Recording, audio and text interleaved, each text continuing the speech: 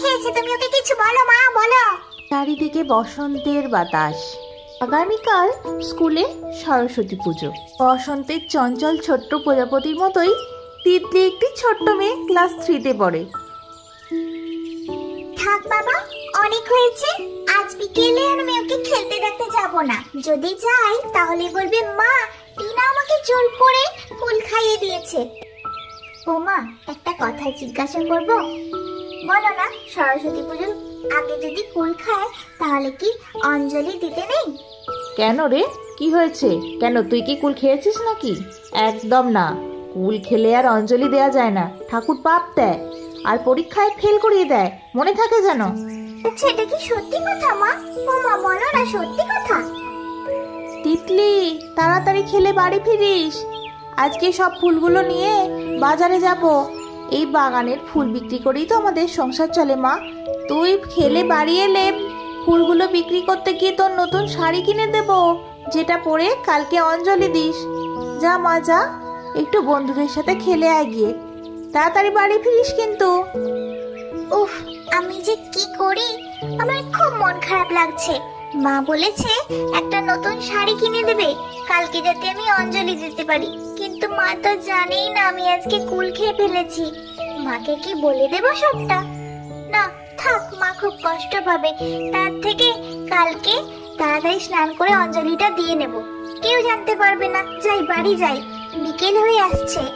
সন্ধেবেলায় বাজারে গিয়ে মা নতুন শাড়ি কিনে দেবে।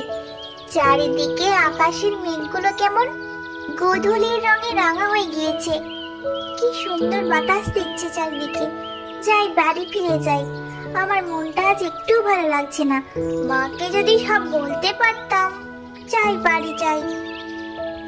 ওমা, আমি এসে গেছি, চলো বাজারে যাই।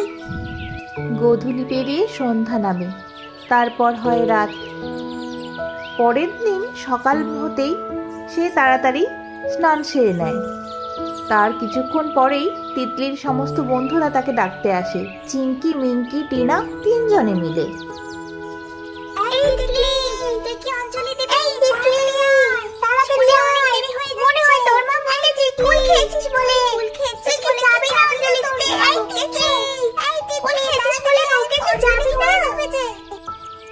তোর একটু চুপ কর, আমি আসছি।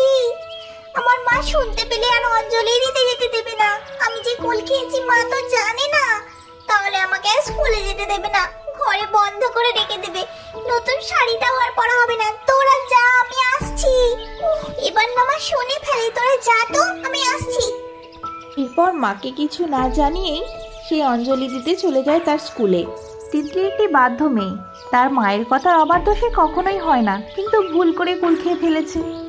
এ বাবা, সবাই আমার দিকে এভাবে তাকাচ্ছে কেন? সবাই কি বুঝে গিয়েছে আমি কুল খেয়েছি? আমাকে অঞ্জলি থেকে বের করে দেবে না তো? কিরে, তোরা কালকে কুল খেয়েছিলিস না? আমি দেখেছিলাম, তোকে পরীক্ষায় ফেল করে দেবো না। এ বাবা, আমি কি দেখলাম?